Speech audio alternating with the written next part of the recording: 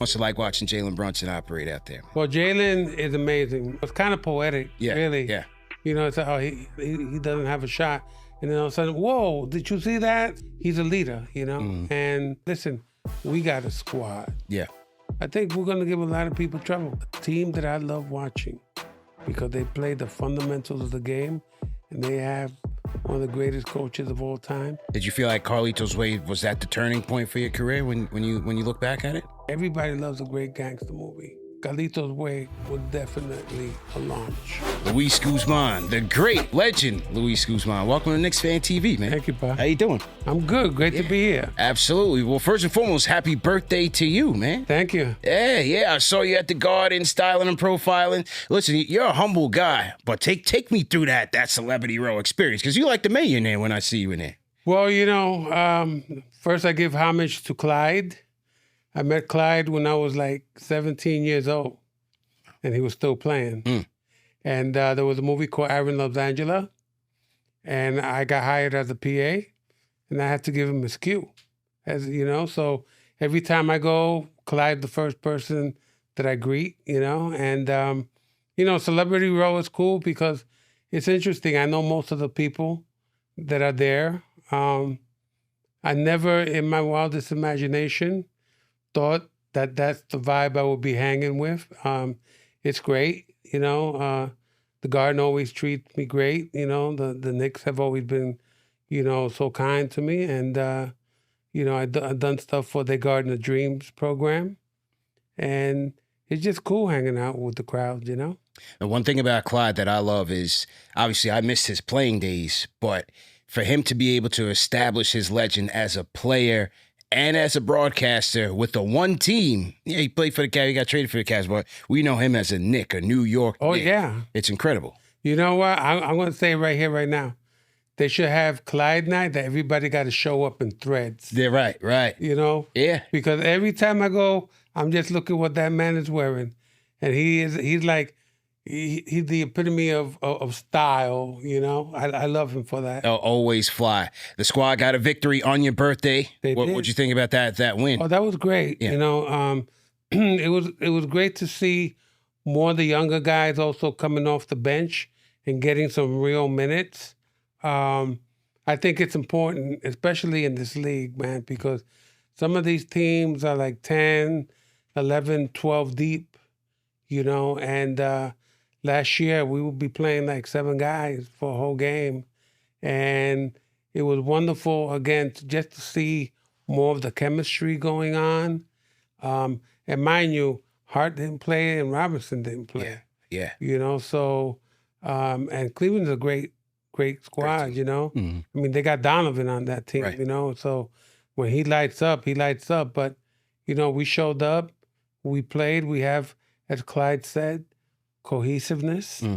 And it was fun to be there and fun to see. Yeah, I was there as well. And that was the first thing that shot out to me was that within the first 13 minutes, 11 different guys had played. And Yeah. we had been so used to Tibbs' way of doing things for the last 5 years that this was kind of like a breath of fresh air. It was kind of different. Well, you know, I think that showing some of these younger guys some confidence will really up their game. And again, you know, just that at one point during the game, it's like 4 guys came in at the same time. Right. They were the starters. I think that was like somewhere in the fourth quarter. Right. And so it was good that those guys got a rest and they came in, they were fresh, and we pulled it out. What's it like watching the captain operate from you right there in front row? You've seen him a couple times in person. What's it like watching Jalen Brunson operate out there? Well, Jalen is amazing. I mean, you know, the dribbling that he does, you know, those moves that he does, and he just got a way that he weasels himself right to the basket. You know, it's kind of poetic, really. Yeah.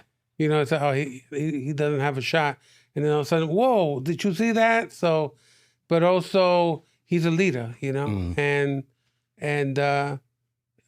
again, it all blends well together. He's great. He got a great shot from anywhere, really, anywhere in the court, you know? Towns is great, too, you know? He plays with a real enthusiasm. You know, I say he's crazy sometimes, but he's crazy good, right? Right. And man, OG, you know, I expect big things from him this year. I think he's a great. I mean, listen, we got a squad. Yeah. We got a squad this year. You know, the new additions, I think they're great. And I think we're going to give a lot of people trouble. 2 games shy of the finals last year, so the anxiety, the expectations is through. Oh, yeah. Is back. Well, you know, like what happened last year, like I said, you know, we were playing 11 against 7, you know, and we just got pretty much burnt out, you know, and so that was a lesson. I was sorry to see Tibbs go because he pretty much laid down the foundation with all these guys, but I kind of understood it. And, you know, the new coach, Mr. Brown, is, you know, he has a really good track record. I mean, he was under Pops in San Antonio, Right. you know, and Pops is a hell of a coach. You know, he's won championships, his pedigree, you know, and Coach Brown just came out of that. So, and he's been around and he's been a proven winner too. Yeah, for sure. Did you remember anything from those championship days? But growing up in the LES, did you remember anything from that? Well, man, I remember when we won our first championship, man. I remember watching that on the staticky TV, and I'll never forget, man, Willis Reed coming through that tunnel to play that last game. And, man, he made that first shot of the game, and it was pure, beautiful energy, you know. And like I said, Bradley, the Busher, you know, Reardon, you know, Barnett, Hartown Wingo, you know, all those.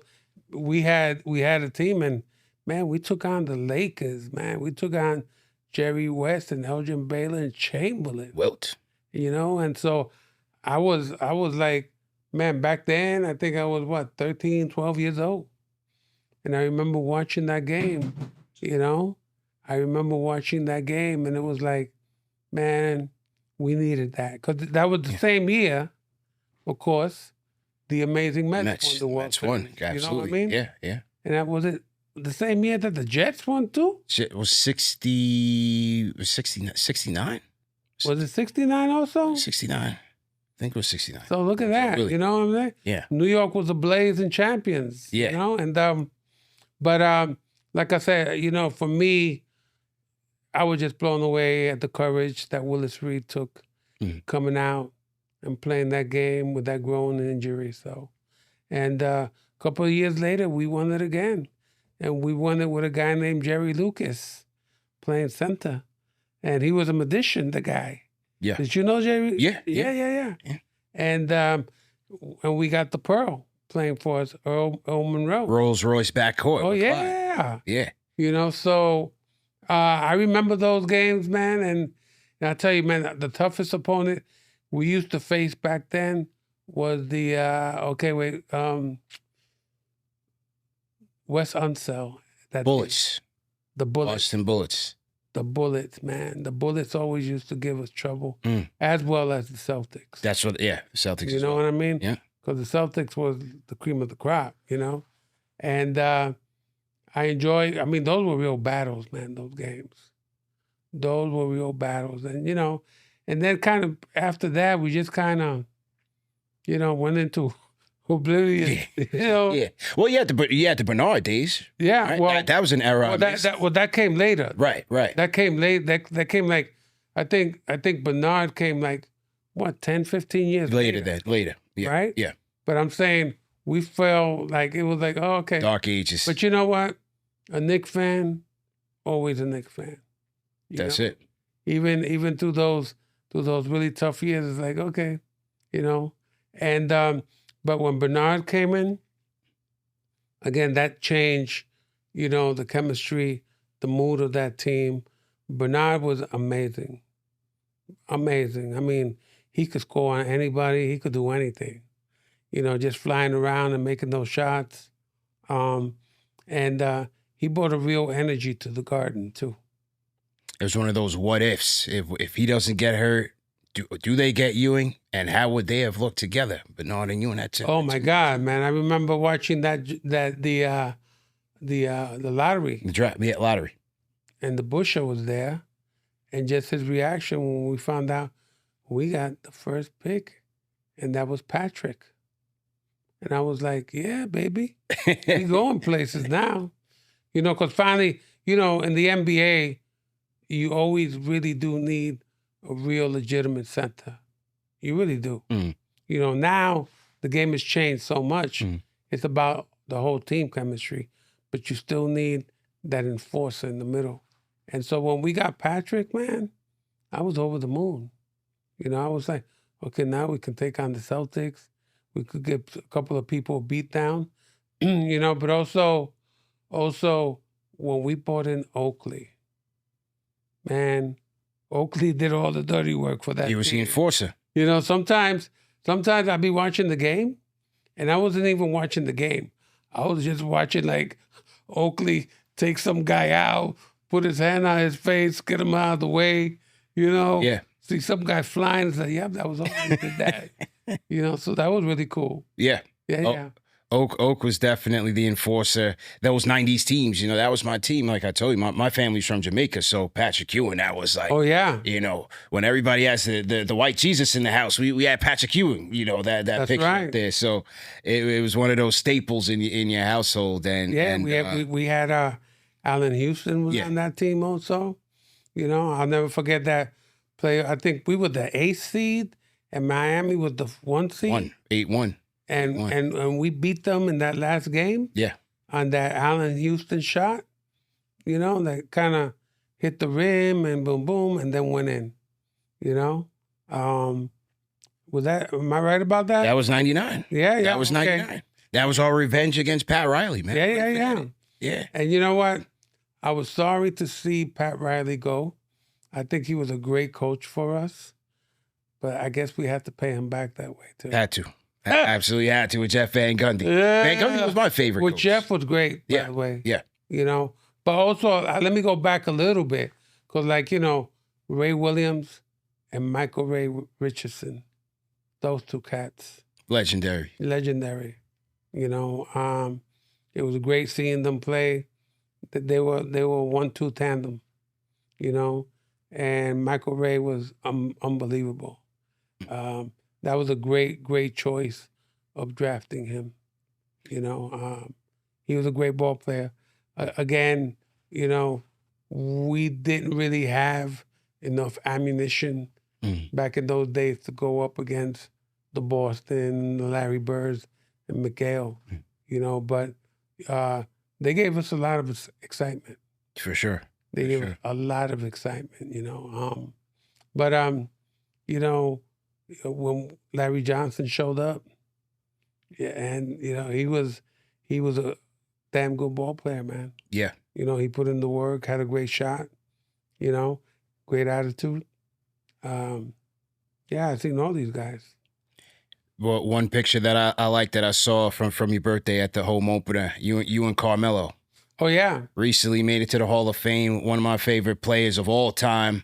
What's that relationship like with Carmelo? You know, Carmelo, man, I was so happy that he came to New York. He's a good brother. You know, he looks out for his community, his people. You know, he put up a basketball court in Puerto Rico, in La Perla, which I think was great of him to do. Never forgot where he came from. So he paid homage to that, and I got all the respect in the world. Like I said, I was really happy when he came to play in New York. And, you know, it was kind of crazy, you know, because that was like that whole free agency stuff that was going on. You know, we signed Amari and Chandler. Chandler came the year later. Right. Yeah. And, you know, I felt bad because, you know, Amari was pretty much shot, you know, his knees and stuff like that.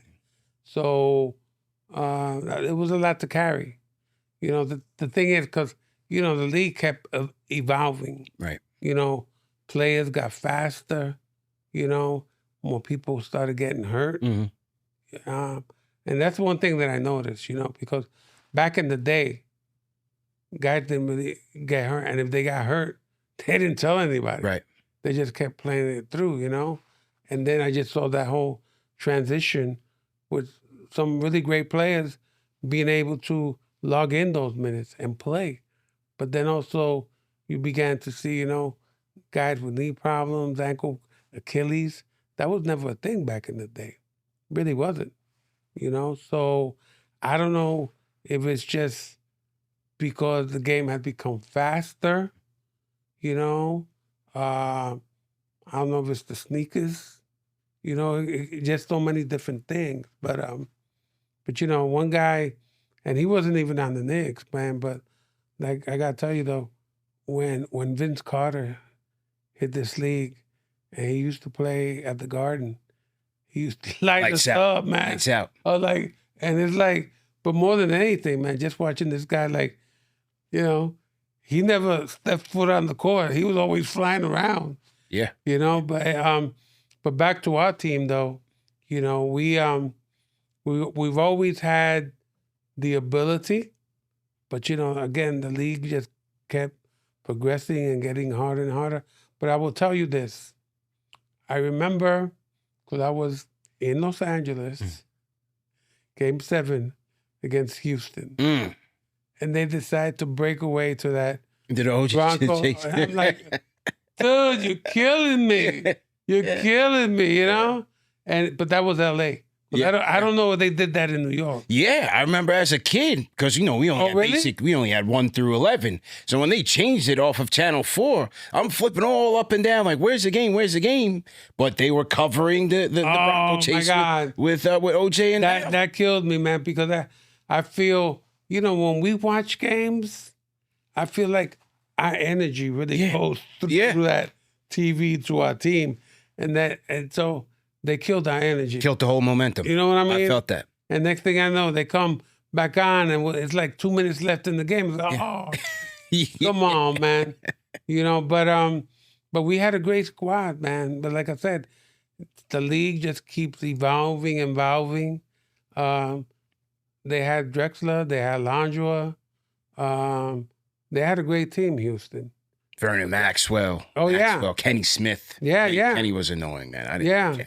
Otis Thorpe. Yeah. And Tom Janovich. They had a good good squad. You know, so, you know, but we almost got there. We almost got there to Game 7, you know, and we almost got there the last 2 years, really. You know, last year, again, I just felt that we burnt out. And the year before that, we just had too many injuries. Yeah. You know, so, you know, but we still push these guys, you know, to the limit. When we talk about characters and villains, Jordan or Reggie, or Miami Heat, Tim Hardaway, Alonzo Mourning, who did you hate the most? Oh, man. I love Michael. I never had any hate. I hated what Reggie did in the last 30 seconds of that one game. And then when he did that choke sign, of the Reggie, why did you have to do that? You know, I would have been okay if you would have, but man, don't do that, Reggie. And then you got to hear him calling the games now. Yeah. But, you know, he's a good guy. I mean, you know, it's all part of the game, man. Yeah. You know, and when you win games like that, you can do that. You know? But I hated him for a while. Yeah. It seems like today's players, they don't really have that character, that charisma that the players of the past had. I don't know if it's their media training, they're a bit more buttoned up, but you don't really have that personality like you did those players of 70s. Oh, yeah. I mean, oh, my God. You know, you had Michael back in the day, you know? You had Reggie back. You had Magic. You know, you had Isaiah. You had Dennis Rodman, you know? You had Bill Laimbeer, he was a bully. That guy was Bad a Boy bully. Pistons. Huh? Bad Boy Pistons. Bad Boy Pistons, you know? Yeah. But, you know, it also showed the physicality of the game. you know. And if you're gonna play, are you ready to bang? And so that's what they did, you know.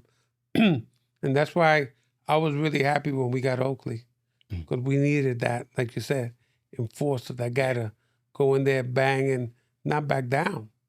That's true. But you know, villains. Nah, you know, I guess for me it was Reggie. But I love Reggie now. He's a good guy. Yeah. And now he's on the Amazon coverage with no, he's on the NBC coverage rather. Yeah. With Jamal Crawford, formerly. Yeah. So they're leading that up. The NBA and NBC came back. I like all the nostalgia that they brought back. They just debuted on Peacock this week, so I thought they had a pretty solid debut. That was a great game. Yeah. I mean, a great team of announcers, you know. But you know, like I said, man, the game has really come a long way. You know, we've always had a good team, you know, but it just never really took us over the hump like the Willis Reed teams and the Clyde teams that won, you know, those championships. Yeah. You know what I mean? It wasn't easy for them because, like I said, we always had to get past the Bulls. We had to get past the Celtics back in those days. But now it's like the game is so fast, man. And everybody could shoot the lights out of that ball. You know, I forgot what game it was a couple years ago, and we went in the whole game, and all of a sudden it's a tight game, and it's like it came down to the last second, and this guy from the other team, I forgot who it was, man, but we were sitting there, guy makes a 3-point shot, we lose the game. Was it the Maxey game? Was it the Philly playoff game? Was it that one? Playoff game? It was a regular season. The regular season game, okay. You know, but it blew me away how good these guys shoot nowadays. They really do. Yeah. You know, sometimes I'll be watching the warm-ups and I go, oh, man, they got 15 balls in a row from every direction. A run can disappear that quickly. Oh, yeah, no kidding. I mean, that's what happened to us the other night. You know, we were up by 17, 15 points, and then, you know, we're like down by 1 point. You know, and then we go back up, and then with, you know, 7-point lead and stuff like that. You know, that's how much the game, like you said, the game could change immediately because these guys can shoot. I mean, well, you know, Donovan got hot. Yeah, that's what he does. You know? Yeah. And, it's just that quickly the game could change. Did you play growing up in the LES? Did you hoop? Play, bro. Yeah? Yeah. What was your game like? Who would you be? What's your NBA comp for Luis Guzmán? Oh, man, I would say I was the Oakley guy. So you like the enforcer out there? Oh yeah. No harm. You're not calling fouls out there. I mean, you know, most of the time I had to. There was this brother. His name was Willie. Willie was like 6'2", 6'3", and I had to check him. And the only way to check Willie was trying to give him Charlie horses. You know, bring him down the size, hitting him in the back, you know, stuff like that, because like he towered over me. Yeah. You know, but the thing is that I was fast. You know what I mean? I was fast, and I learned how to use the back. I used to put this English on the ball that's like it would hit the top left because I'm left-handed. It will hit the top of the backboard on the left side, but because I put enough English, it like hit off the backboard and right into, you know? Yeah. And people goes, how you do that? I said, I don't know. I wasn't gonna tell them my secret. This is that NYC energy, you man. Know? But legend. I gotta tell you though, we used to play in Sheriff Park on right across the street from the Williamsburg Bridge, and there was this brother named Greg White. Okay, Greg was like maybe 5'4". Wow. 5, but he was a Skywalker. Okay?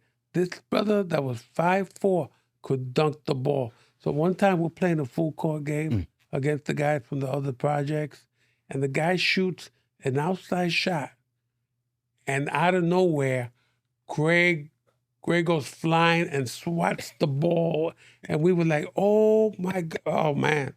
It was, it was great. And I used to go, because I have family that lived in the Polo Grounds. So I would go up there and I would catch some of those Rutgers games.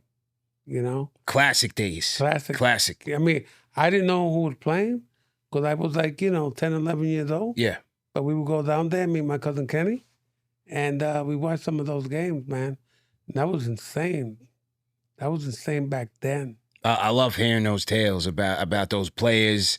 They didn't make it all the way to the league, but within the neighborhood, within the city, they were legendary. Oh, figures. yeah, bro. And they were really appreciated too, But also there was this kid, we used to play on Forsyth Street, but the basket was like 8 feet, So we were able to dunk. You too? Huh? You too? Oh, yeah, bro. Whoa. Back then. I can't jump like 2 inches now. But back then, so there was like a 600 school across the street. And me and this kid, I think his name was Cisco. And Cisco was like maybe 5'5", I was like 5'6". But the 600 school was like for tough kids. So we would play guys that came out of that school that were bigger than us. But the thing was, because that was our block, we knew the backboard. You know what I mean? Yeah. And so home court advantage. Money. What you got? 50 cents? All right, come on, let's go. You got $1. We play for $1. And so these guys come out and they're killing us. And as soon as they missed their first shot, we had them. Got him. We had them. Got him. We used to frustrate guys and everything. Because like I said, the thing is, when you play on a certain court and you got a feel for that backboard, because there was a couple screws. Yeah. So if you hit it right, your ball will always go in. Right. And we used to do always that give and go stuff too. And yeah, man. Fundamentals, man. That's it. Fundamentals. But I gotta tell you though. Yeah. The favorite team that I have loved watching, and it's not even an NBA team. I love my Knicks. I will always watch my Knicks. But a team that I love watching because they play the fundamentals of the game and they have one of the greatest coaches of all time is the UConn women's basketball team.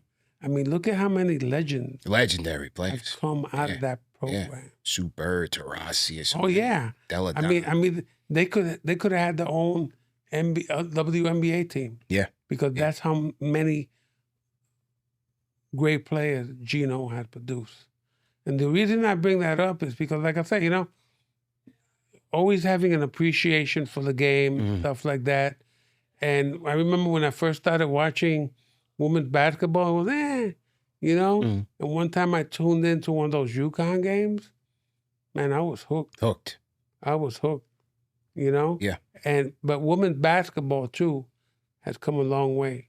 Sure. And I'm really proud of them, because women have really developed into great, great ball players, But again, I love the fact that they really play still with the fundamentals of the game. Team game. That is true. I got to get into your legendary acting career, man. And one of the most interesting things is that when I'm doing my research, this wasn't a dream for you. No. So what was your dream coming up? Man, I was a social worker. I was working Henry Street Settlement. I was also working with a group called Charas, Teatro Ambulante, street theater, community development, cultural development, after-school programs. I love that, because, back in the day before gentrification, our neighborhoods looked like bombs hit it. And so we ran community services, community programs, and that was my passion. And I started working at Henry Street Settlement, and I worked there for a few years. I was working with young people between the ages of 17 and 21. I loved that job. It was the best job I ever had.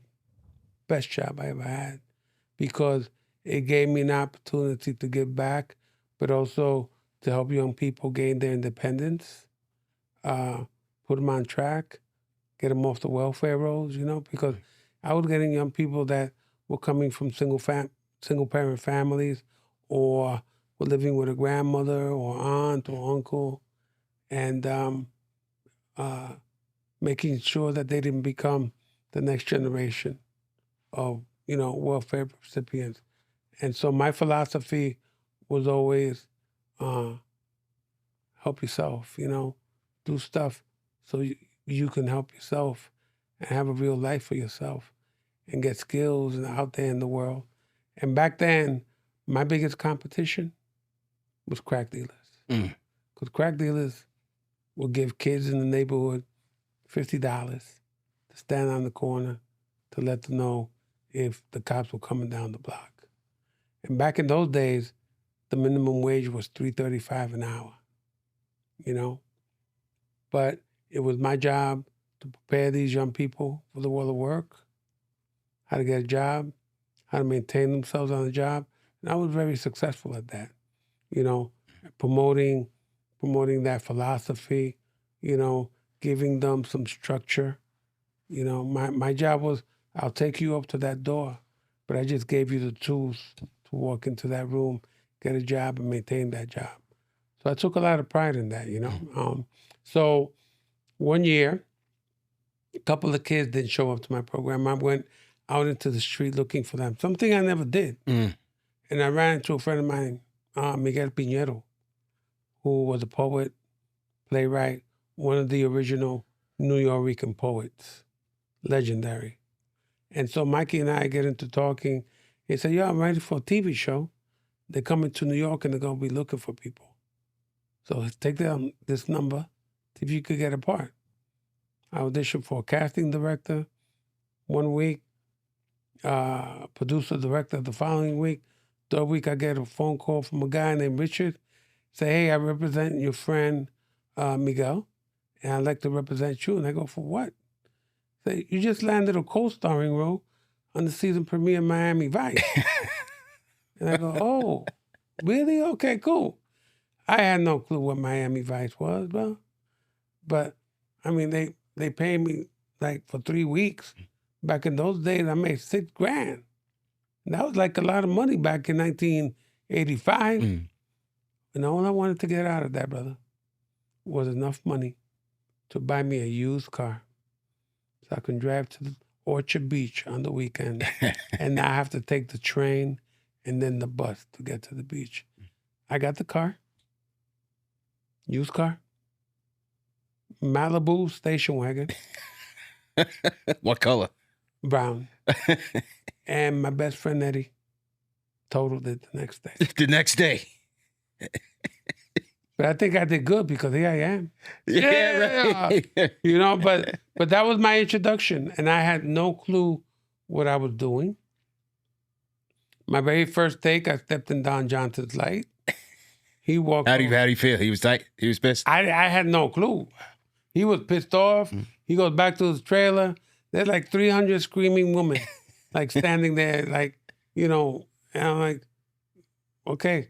It's like I went from the street to the major leagues. I never even did the minor leagues, you know? And so that was my first experience. But back then, because I didn't understand the entertainment industry, I went back to work because that's what I knew. Again, that was my passion. And so this agent was always sending me out, and I was getting all these parts, bit parts, you know?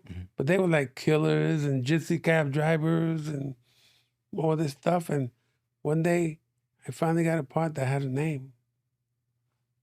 So I just kept going, and I ended up doing this movie called Crocodile Dundee 2.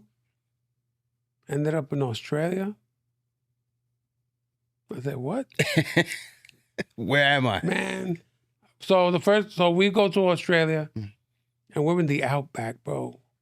And in the outback, you got crocodile, you got snakes, you got spiders. So the first night that we're there, a park ranger comes, and we're like, they built a town because we were the animal inside the cage. You understand? Visiting those animals out. Yeah. So the guy goes, okay, here. And so if you get chased by a crocodile, don't run straight, because the crocodile will get you. If the crocodile can catch a thoroughbred in the first 100 yards. That's crazy. So I'm like, I'm done. So the guy goes, you got to run zigzags, right? Yeah. Cool. Hopefully that'll never happen. And then the guy goes, oh, and about the snakes. Of the 20 most poisonous snakes in the world, 17 come from Australia. I go, oh, man. Okay, so he goes, so for you Americans, you won't even have time to make a phone call home, because that serum will just take you out. Then he goes, out of the 20 most poisonous spiders in the world, 17 come from, I'm like, oh, dude, crocodiles, snakes, spiders, what am I going to do here? And, but I made it through. Made it through. I made it through. But man, you know what? It was like being in the outback was like waking up to National Geographic every day. Mm. Man, I used to see hundreds of cockatoos like just fly around, Sometimes we take a drive and we're going down these rivers, hundreds and hundreds of alligators, like sunbathing and stuff like that. Whoa, so, and then one time they took me on a helicopter ride, and we come around this hill into this field, thousands of wild horses just took off. Wow. We go around another curve, thousands and thousands of birds, So, I got to experience that stuff. There's always, you never know where your journey takes you. But I always believe that at previous stops, you can always take something to carry it forward. Yes. So what did Louis from the LES, a social worker, what did you take to your acting career that helped you? Well, it's interesting because I worked with the great Sidney Lumet, one of the greatest directors of all time. And his assistant director, this man named Bert, we had done a movie called Q&A with Timothy Hutton and Nick Nolte and Armand Asante and Charles Dutton. And at the rap party, he comes up to me and he told me this, which is what I still live by today. He said, just remember one thing. Your life is your reference. Your life is your reference. And so when he told me that, anytime I did a role, I would think about certain things in my life. And I would apply it to the role. Like when I did Pachanga in Carlito's Way. Man, back in the day, we used to hit social clubs, 3, 4 in the morning, in the back, by the pool table, people playing pool, and you would see all the wannabes, all the pachangas, So when I did Carlito's Way, all those guys in the back of the club, those were my references. Those were the characters. Those were the guys that I got you, bro. I got you. But those was the guys, the first guys that would stab you in the back.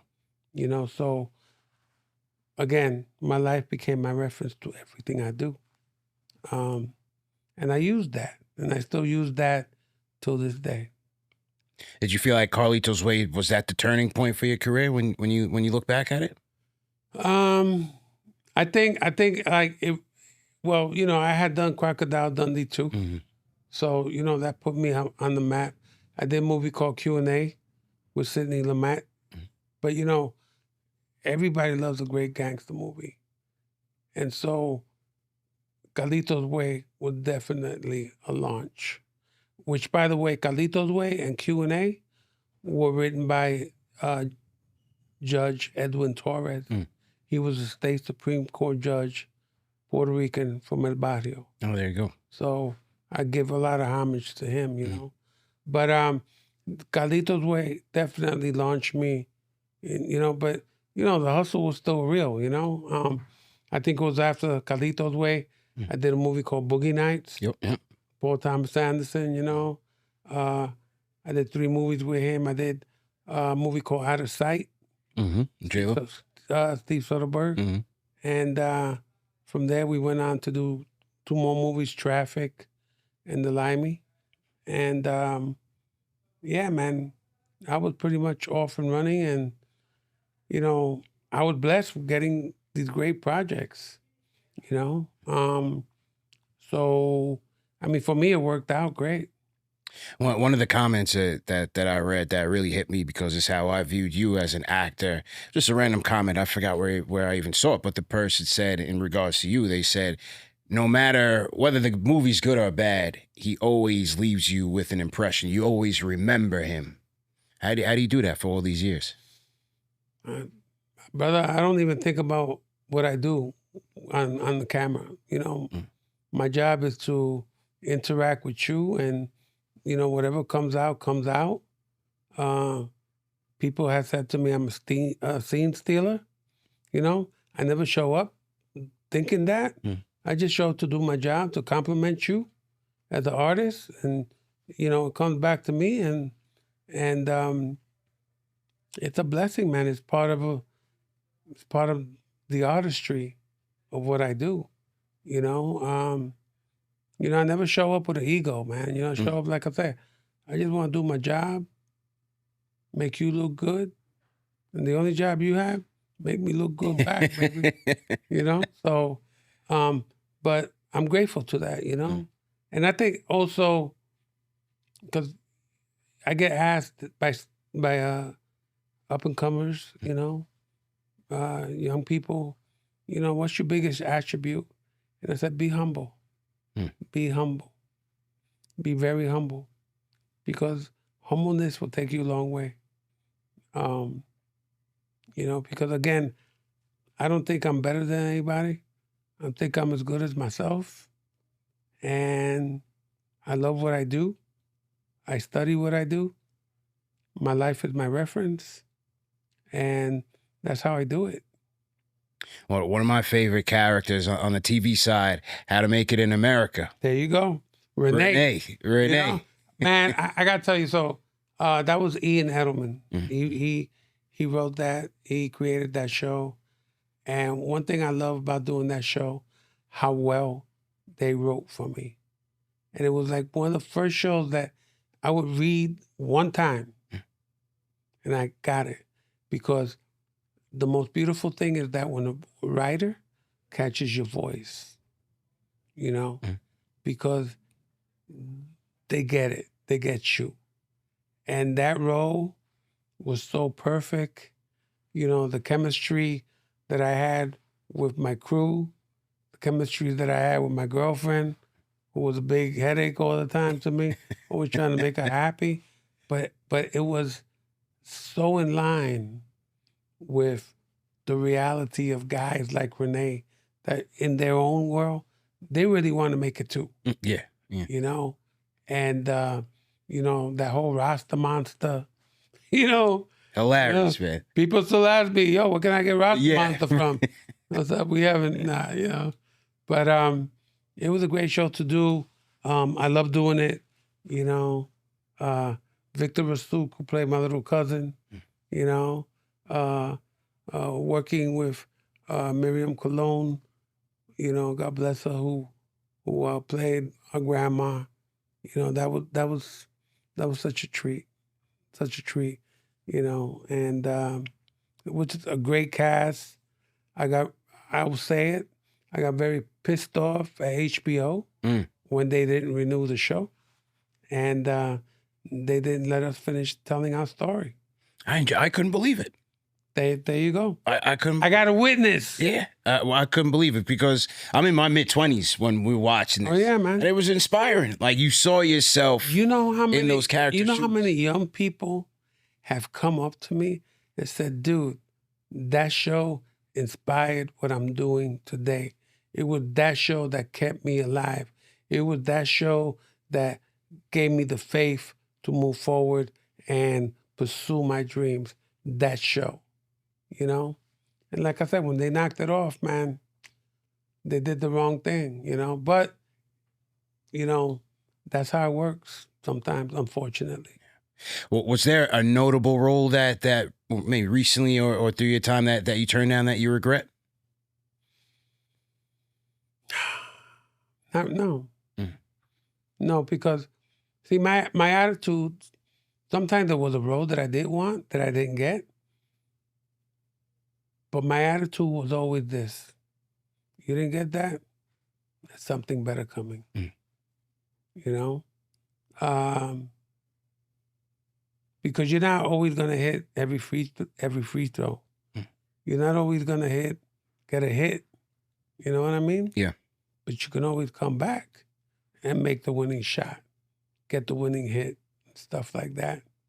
You know, but it doesn't happen right then and there for a reason. That's why we're sitting here today. It's true. Very true. Absolutely. There's another show that I love coming up as a kid and had a lot of cultural significance as well, just in terms of the people who came on and the music influence, the artistry. New York Undercover. Oh yeah. What was that? It was you only did one season there, right? I just did a few episodes. Few episodes. It was crazy because they kept killing me and they kept bringing me back. You know, but you know, it was great. It was great. You know, working with Malik and Michael, and Miss Velez. You know, it was cool, man. It was a cool, crazy show. But I'll never forget, one time I did an episode, and that's when they introduced the Glock machine guns. And so they said, okay, you're going to do a scene, and we want you to fire this Glock machine gun. And there was like only a few at the time. And so the guy that was directing it, Peter, he had me do all these takes. My hands started to hurt. You know, from firing, like 30 rounds in like half a second. The next day, my hand was in so much pain that I ended up with all these little micro fractures, you know, like splinters from my bones from firing that. Yeah. So this was real. What, just with dummy bullets or? No, with dummy bullets. Yeah, man. right. But still, you know, it had that kick to. I mean, you could have put live bullets in it, but you know, with dummy bullets. Yeah. But still, you know, it's like full loads that they were putting in for the scene. Is there a process for you to remove yourself from that role? Like when the job is over, is there a process for you to go back to Luis? All the time, bro. Once I take off my clothes and get in that van, and it's like, I'm not even thinking about what I did. Yeah. You know, I'm not kidding you. There were times that I would do something and you asked me what I did last Wednesday, I couldn't tell you. Because my process is moving forward, not going back. And I did do a movie called Q&A that I played the detective. And I was hanging out in the 3-4 precinct up in Washington Heights, and I was doing ride-alongs. And I remember one time my girl told me, listen, you know, because something went down, and I like stepped into it, and she pulled me back and said, oh, no, papi, you're not a cop, okay? Don't put yourself out there like that. And I remember another time, we were leaving a salsa concert at Madison Square Garden, and we coming down the stairs, and right in the middle landing, these two guys are in a knife fight. And I'm with my girl, and all these people coming down, so there's nowhere to go. So I stepped in between these two guys, and there were these two guys, muscle guys, and I said, yo, you guys want to help me? And they were like holding on to their chicks, man. And so I had to convince these two guys that in the knife fight. I told the first guy, bro, live to see another day. Go. So I hold the other dude, said, bro, you too, man. Live to see another day. So that guy took off. I waited. I told the guy, yo, my brother, chill out. He chilled out, put his knife away, and they went, you know?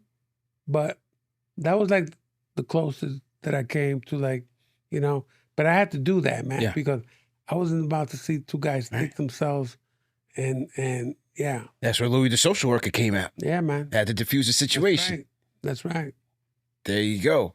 Well, what's a good Denzel Washington story? You guys did Bone Collector. Oh my God, man, he was amazing. He was so amazing in that movie.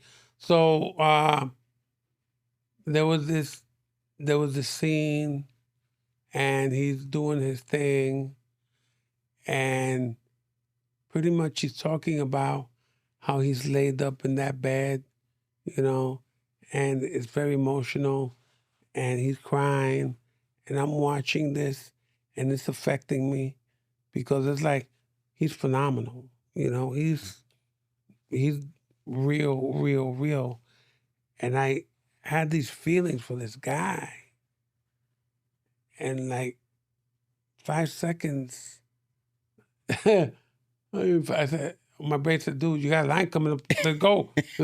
So, you know, so snap out of it, you know? But he like put me in a trance with his incredible performance of seeing this man that can't do anything because of this accident, you know? And his performance in that was so true to life, man, that it really affected me. The same thing happened to me when we did Carlito's Way, and Viggo Mortensen, the guy in the wheelchair that comes up to the office, and Carlito finds a wire on him. So I'm outside, and I'm listening to Viggo, and Viggo is saying, you know, look at me, you know, I got to piss and shit in a bag, you know, good for nothing, you know, blah, blah, blah. And it's like, oh my God, I felt so bad for the guy. And all of a sudden I said, oh shit, I got a cue here. I got to come in, and I see and say, oh, Khalid, you want me to take this motherfucker out right here?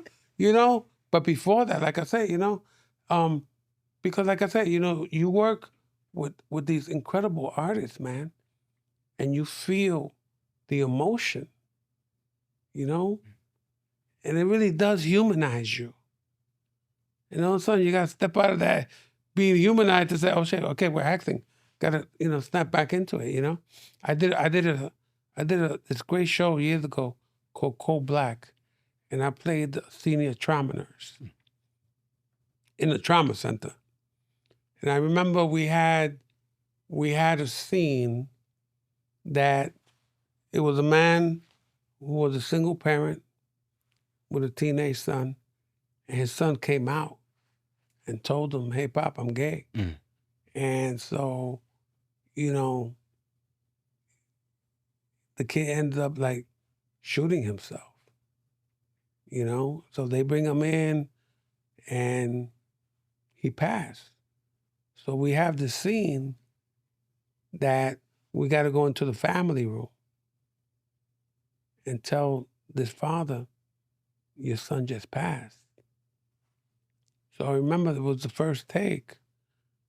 And so we do the scene, this other actor, wonderful man, he starts wailing. I start crying because I felt it. So at the end of the take, the director comes up to me and says, okay, we're going to do it again, but don't cry. So I looked at the director, excuse my language, I go, you know, fuck you. That was real. That was real. That was real emotion. But I didn't cry in the second take. But, you know, so again, sometimes you find yourself in a situation that, man, reality is reality. Wow. So I know in those instances you say, man, you know, when it's time to go home, it's time to go home. But I mean, those are real trauma responses. Yeah, man. So I got in the industry, is there like, do they prescribe therapy for you guys in those moments where you overcome with the scene where you're just so invested in it? There's no therapy, man. You know, the only therapy you do really is on your own, on a personal level. On an artistic level, you know, I've always just learned you just leave it behind, you know. But you get to see firsthand the human condition and what happens in life. And you get to experience it, you know, even as an actor, you know, but it does have its effect. But again, you don't take it with you. You really don't. You know, you remember it. You remember the brilliance of it. Because really that's what it is. But when you do something and it affects you like that, that's brilliant. You know? But on the flip side, you know, I deal with a lot of comedy too. You know, but I never try to be funny. You know? What's funny is the situation and how one reacts to it. You see? I don't really go for being slapsticky. Again, it's the situation that, you know, and sometimes I love the art of improvising. And so sometimes, like, that's how my brain works, you know? Sometimes just fun. The funniest stuff comes out, and I don't know where it came from. And that's the beauty of that. When you're improv, do you find that as you've become more and more of a veteran in the industry that it's more acceptable? Like, were you improvising as a younger actor where the director's like, nah, we're going to skip that? Or no, I would always ask for permission. Can I do another take and try something? You know, because, you know, there is a protocol. But as you become a veteran, that just becomes part of you. And so it becomes more acceptable. When I work, I will always give the director what they want first. And then I might ask for a last take just to try something different, just to have fun. Is there anything else you look to accomplish? You still set goals at this stage in your career, your life? Like anything else you want to accomplish as it relates to the industry? Yeah, I would love the opportunity to work. I have 5 children, but they're all adults. And I would like the opportunity to work with them. You know, one is a producer, you know, one is a writer, another one is a costumer, another one is a videographer, and another one is a dental hygienist. You know, we need that. Right. And the opportunity for us to do something together. That'd be a beautiful thing. That'd be a beautiful thing. And they would be my bosses. I just got to show up. Right. It wouldn't be like Joe Jackson and Jackson 5. It would be Jackson 5 and Joe. It'd be Jackson 5 and Joe. That's right. And, you know, so I take pride in that. The last one for you is, you know, you had said there is a cost to success, right? And you made sacrifices. And as an entrepreneur, I look at that as well. Like, am I balancing properly family life and the grind? I'm making sure, you know, for me, I try to be at every practice for my son, every game, everything. I try not to miss it. How do you reconcile with that? How do you catch up in the present? Man, I got to tell you, I mean, that is the toughest part of a career like mine. Being on the road, missing basketball games, missing parent-teacher conferences, missing birthdays. You know, that was always tough, and I just try to balance it as much as possible, because I would travel with 5 kids alone. You know, and I love that. You know, I mean, I still have to go out and do my work, but I try my best as far as traveling with them and showing them the world. But it's interesting because I found that when they were all in their 20s, in their early 20s, you know, we had a talk. I had a talk with some of them. And I asked them how they felt about stuff, and they told me. And it was a beautiful thing because I just listened. You know, it wasn't about me making excuses. It wasn't about me saying, "Oh, I'm sorry." It was out listening to their heart and how they felt. And I said, you know what? I still got a lot of life in me, and we're going to make this all up together to each other. And that's what I did. That's what I've done. There you go. Well, must be working because Sammy took you to the Knick game on your birthday, and you making it around. So yeah, you did a great job, man. Yeah, and I take a lot of pride in my kids because, you know, they will come visit me on set, and all they will ask for, Pop, what's the craft service table? You know, and they would meet, you know, and my kids were never jaded by the business, and you know, I'm really proud of all of them. You know, they have made their way. They have found their way to doing what they do.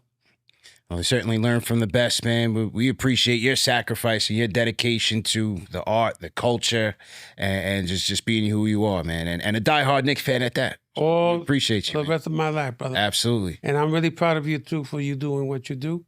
You know, you developed this, and you've done well for yourself. So, you know, you are proof and an example to others. So much appreciated by that. Thank you, Bob. Hopefully we'll meet again after the championship. We'll talk about how we celebrated. I'll see you on Broadway, I'll see you at the Canyon of Heroes, man. There we go. Luis Guzmán, ladies and gentlemen. Salute to Knicks Nation for tuning in. It's another classic KFTV episode.